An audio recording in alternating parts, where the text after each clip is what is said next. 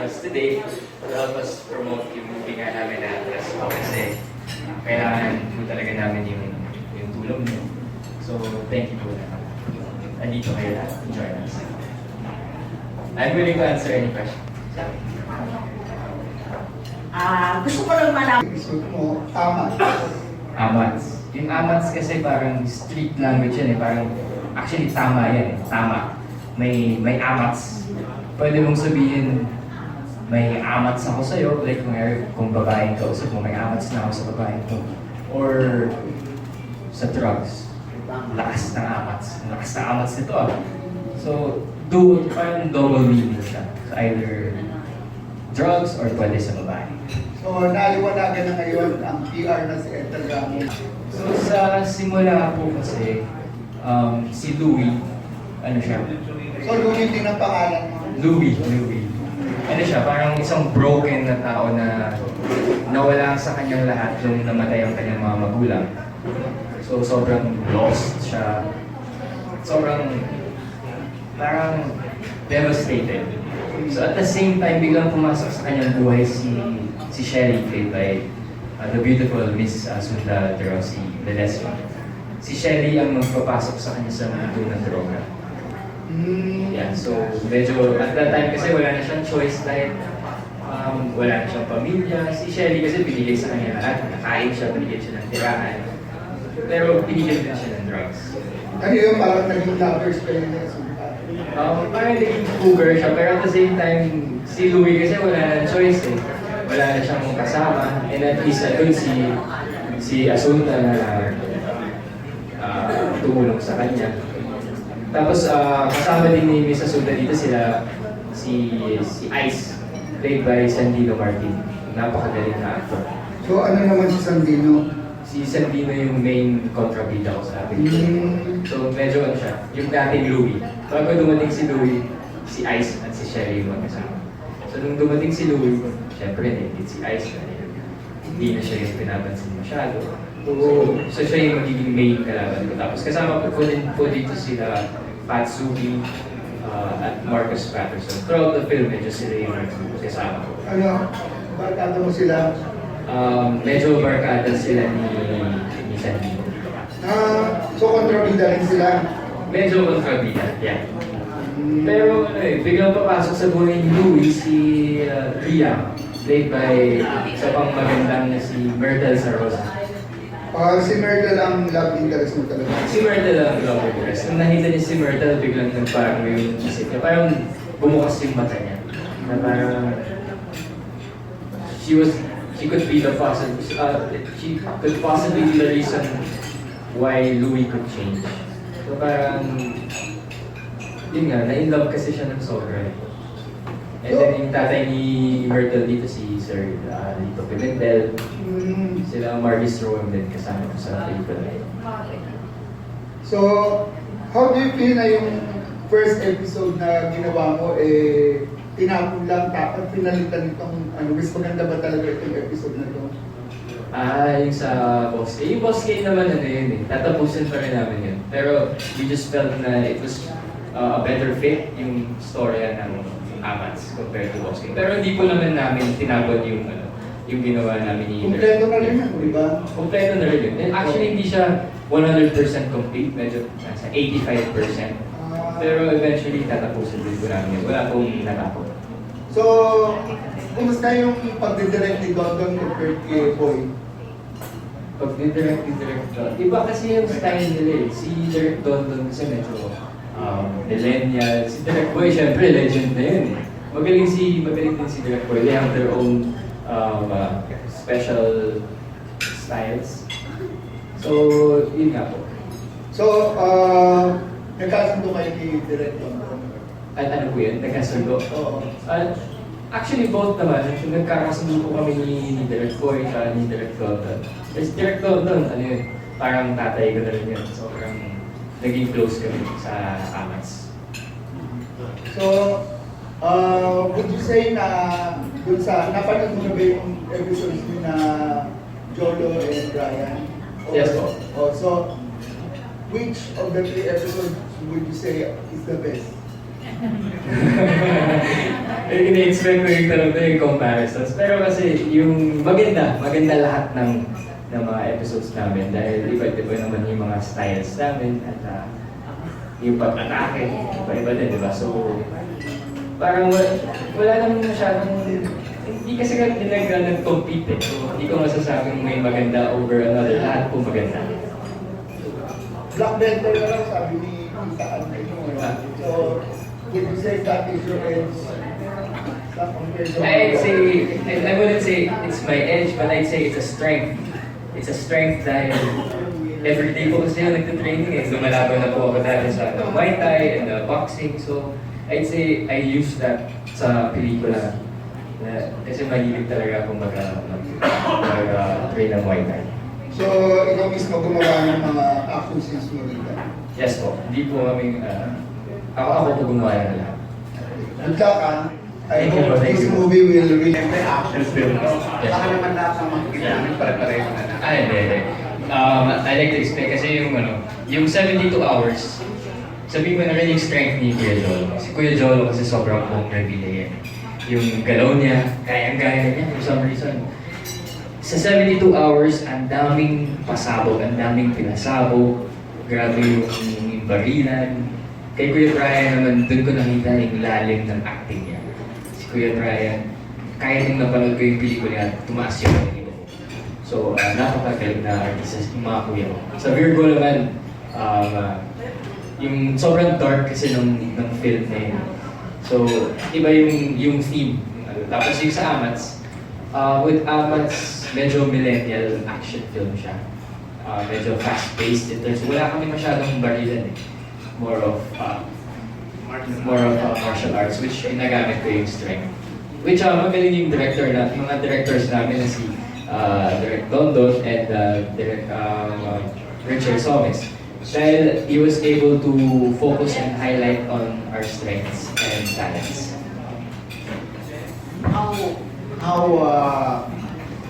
close are you in crafting AMATS? Did you have time to discuss on how the film should be?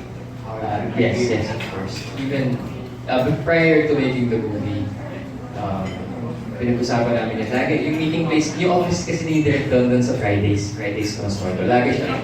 So lagi ko siya binibisita. We used to talk about the script, kung paano siya mapaganda, at yung character ko mismo, kung ano yung gusto niyang makita. And every time before the scene, binabasa talaga yung script. And he tells me how I'm supposed to feel. Parang to give me lang an idea anong gusto niyang makita. And at the same time, before the scene, especially kapag mabibigat, yung style ni Don, nagpe-play ng music. Nagpe-play siya ng music para kailangan mong umiyak. Makakatulong yung music. Okay yung style. I really think me and Direct Don nag-click. Napakagaling na director. Luigi, hello. Oo. Describe mo naman sa akin kasi nung press ko ni Bryan at ni Jolo, nabanggit nila na parang talagang yung closeness nyo bilang magkakapatid, parang hindi they do not consider you na half-brother or what ganyan. So, kailan nagsimula yung inyong pagiging close mo sa kanila? Actually, yung first time kasi magkakilala namin, nung na-meet ko sila sa wake ng grandmother ko, ni Lola Sena. That time parang grabe na yung pag-accept sa akin ng mga kapatid ko. Kinis pa ako nila. And sobrang warm yung pag-welcome sa akin. Pero after that time, matagal kami hindi nagkita. Bata pa kasi ako nun eh. And then biglang nagkita ulit kami sa Boracay. And yun, from there, when we got back to Manila, every Sunday, nagkita na kami. Which until today, nangyayari. So, parang naging big, I think it was God's plan na nagkita kami sa Boracay. Kasi parang sobrang coincidence na nagkita kami doon. So dahil doon sa Boracay trip na yun, naging close ulit kami. Kung di nangyari yun, hindi ako andito ngayon. So sobrang blessed. And yun nga, they don't treat me like a half-brother. Sobrang, parang, kung pakilala ko, kahit kanina sasabihin nila, uy, kapatid ko si Luigi. Yung pagtrato nila sa akin, parang hindi ko talaga ma-explain dahil I'm so blessed they accepted me. Especially si Tita Lani. Ayun nga, yun ang tanong ko, yun ang sunod kong tanong. Bigyan mo naman kaming konting kwento, paano yung proseso, kung paano ka kinanggap ni Miss Lani? When I first Tungkol ito sa AMATS, ha? Oo, mamaya na yung tita. Pero when I first went to Alabang, parang never ko na feel na I wasn't welcome. From day one talaga, I'm sure kasi kahit pa paano masakit yun kay Tita Lani. You can't deny na syempre may anak si Papa sa labas. Pero grabe, bilib ako sa pag-handle niya ng situation dahil she never made me feel na I was out of place, especially when I visit. Para siya pa yung nagpapakain sa akin. I love Tita Lani. I see her as my second mom. And my mom and her are okay also. And I'm just really happy and blessed that she and my siblings accepted me to the family. And ngayon sobrang close kami. Wow, ganda naman! Thank you. Oo, marami, di ba? Isa kayo talagang one happy blended family. Yes, No? yes po. And even Tita Lani and my wife, medyo close din sila. Nagbibigayan pa nga sila ng gifts minsan. Oo. She never forgets about like my wife and also my friends when they visit. Hindi yung parang, uy, sino ba to? Parang, never. Galing, no? Nakatuwa naman. Yung fairness din kay Senator Bong, di ba? O, tapos, Luigi, kwento mo naman yung may nangyari daw na may nasipa ka na stuntman dito sa sa eksenahan nyo dito sa movie, na raw, natanggal yung ngipin. Ano ba yan? Ano nangyari doon? Actually, hindi stuntman yun. Na ano siya? Marky Strong. Si Marky ba?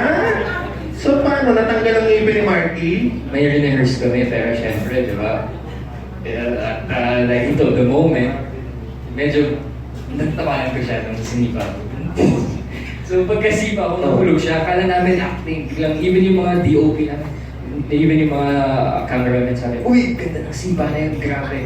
Sapul, pero nung nakita namin si Marky, nagtabaan na yung mukha. Tapos the next day, natanggal nga yung ngipin niya. Nag-loose yung tooth niya and then natanggal. So sobrang nahiya. Pero props to Marky. After nun, nag-usap pa kami na parang wala lang, no man, it's okay. Medyo Englishero kasi. Oh my God, so napungi si Marky dahil sa'yo. Buti na lang hindi front teeth, di ba? Hindi front teeth. Eh, ang dami niyang front Ano pa gang? Charot. Ano natanggal hindi front teeth? Banda dito sa likod. So na-lose tapos natanggal na following day. Na-lose kasi after ko na siya nasipa sa face, biglang sabi niya, nagko-complain na siya na parang masakit yung jaw, nagpatawag kami ng nurse, syempre. So, even if natamaan na siya, props sa kanya na hindi siya makarte dahil... Oo, sobrang professional. Tinuloy niya pa rin. Hindi nagalit sa'yo? Parang, Hindi nagalit. Luigi, wala naman ng ngipin dahil sa'yo, walang ganon. Pero in English, wala. Hindi ko. Mahirap, no? Yeah, props to Marky. If you watch this, man, sorry. Okay, so hindi ka pa marunong kasi ng cinematic, fight scene. Medyo rehearsed na namin yung cinematic, pero nagkataon kasi na yung pagkasipa, actually, nandun sa trailer yun eh. Pagkasipa, siguro masyadong lumapit siya or Okay. Yeah. Hindi rin natansya. Di natansya. Tapos, after the accident, may pumasok pa, pa siya ulit, nag-report sa shoot, pero ulit pang shooting si Marky. Si Marky kasi kinuha namin yun for one scene sa last day namin. Okay. The final. Last scene na, bungi pa. Hindi. One day na tama. One scene lang din si Marky. One scene. One big fight scene. Yung paikot ng mga Ano yun, isa? One scene lang. One scene lang, nabungian pa. Grabe ka, Luigi. Tapos kinamusta mo ba siya after? Paano yan? Ano gagawin sa ngipin niya? Parang may mga sponsors naman siya. May bago na siyang ngipin. Ayun. Binuking natin na may isa siyang fake na ngipin. Thank you, Luigi. Good luck. Thank you po. Joke lang. I'd say, super... I became a dad young kasi, at 24. Well, di naman siguro young yun kasi I really wanted to have a son early. And Gusto ko kasi na How old is your son? My son is 1 year and 4 months. Yeah, so I wanted kasi pagtanda ako, at least medyo kabarkada ko kay anak ko. So I'd say I'm a family-oriented guy. Because I really like spending time with my family. And gusto ko kasi close lahat eh. Gusto ko yung anak ko maging close sa mga titos at titas niya, mga relatives and everyone. I want them to be like, actually I want them to be like Papa. Dahil si Papa, siya lahat na yung pinakamabait na taong kilala. Kahit siguro may masamang loob yan sa'yo, hindi niya sasabihin sa'yo, he's gonna keep it inside. And he's that type of person na, and if may mag-ask ng help, he'll never say no dahil malaki talaga yung puso niya. And very, very smart.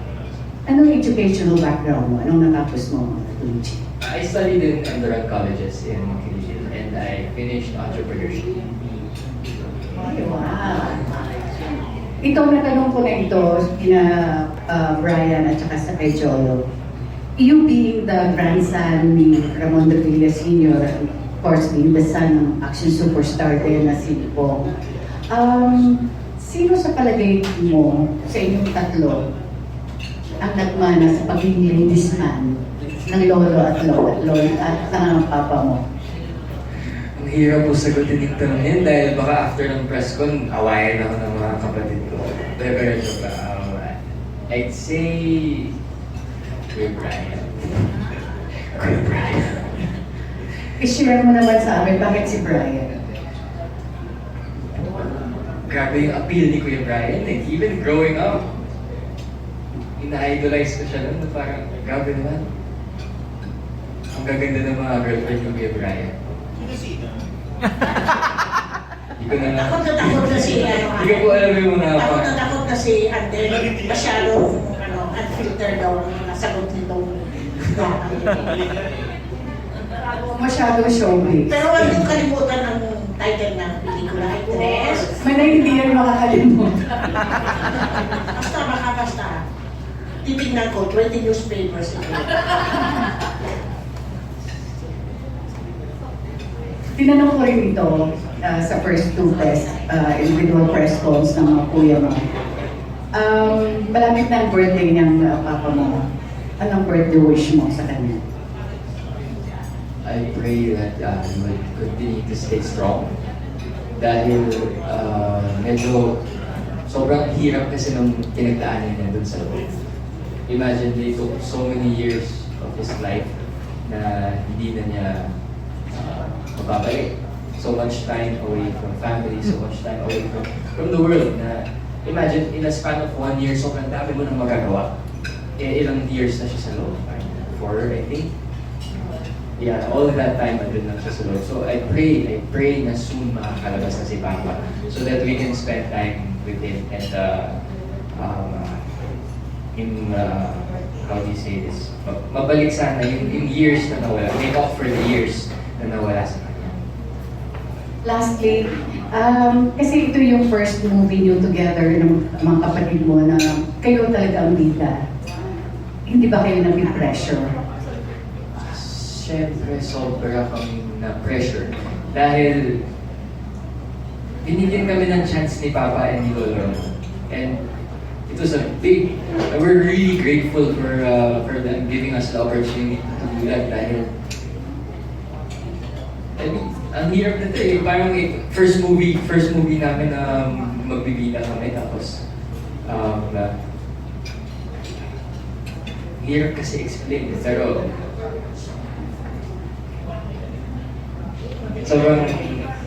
sobrang surreal lang talaga na minsan iniisip mo na parang panaginip lang kung totoo ba to dahil nabigyan ka ng opportunity na gawin itong lahat.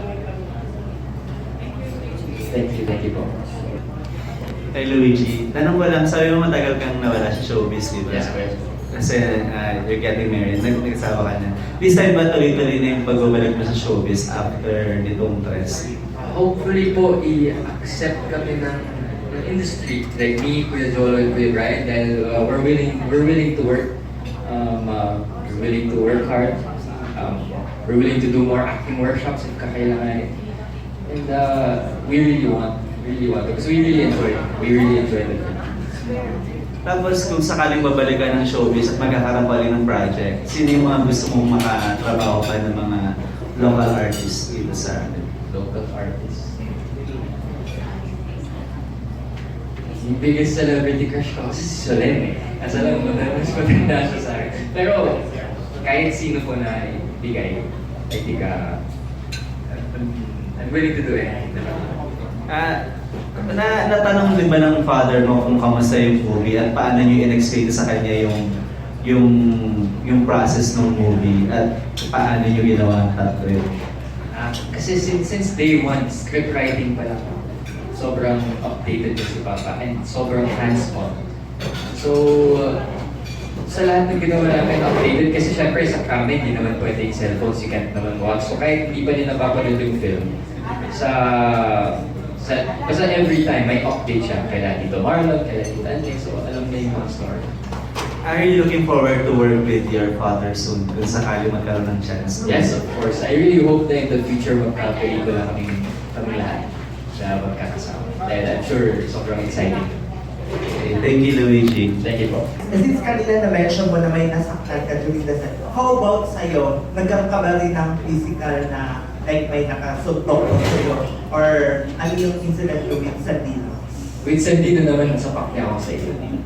Yes. So, every taping day na may fight scene kami, expect na masasaktan ka.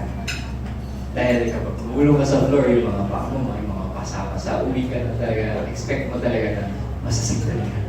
Dahil sa sobrang bilis na mga pangyayari, kahit cinematic man yan, one wrong move, sabol ka talaga. So, nung sinapak na ako ni Sandino sa face, natakot na, baka hindi na tayo makatuloy dahil baka nabali yung ilong. Kala ko talaga nabali yung ilong. Kasi when you punch me in the face, mag-hit yung nose ko, medyo namaka. Saan ka bang nahirapan? Doon ba sa role mo as drug addict or doon sa mga fighting scene? Siyempre sa role ng drug addict. Kasi never ko na-experience or wala naman akong kakilala na addict na gano'n sa film. So medyo mahirap. I had to research talaga. May background ka ba sa martial arts? Or Yes po. I train almost every day. It's my passion. I love Muay Thai. I love boxing. I love MMA. And I used to fight before amateur fights. And I'd say that's one of my strengths. Ano yung mga binigay sa'yo tips ng dad mo sa pagbabalik mo sa showbiz or sa acting? Dapat daw, siyempre dapat kaumanggal sa camera para makuha yung mga pogi shots mo. And sa script naman, kailangan you need to be the character. Don't just read the lines from the script and say it. Kailangan maramdaman mo talaga siya. Which, siguro, before sa previous shows ko, feeling may sakit ko dahil dati gusto ko lang i-memorize tapos i-deliver. Ngayon sa film ko to, I think naayos ko na siya. Dahil na-feel ko yung character, especially with the help also of director. Thank you, Luigi. And Thank you. good luck on your movie. Kasalbi Asi sa 23. Si Chin. Ano na bago sa iyo nung makulit ang tatay? Ano lessons learned? A lot. You should never take things for granted. And time is very precious. Yung tipong, sige, bisitahin ko na lang si Papa next week. Or parang nag-iba lahat din na nakulong si Papa, na-detain. Dahil doon ko na-realize na you shouldn't take life for granted. Dahil you never know kung ano mangyayari sa'yo. And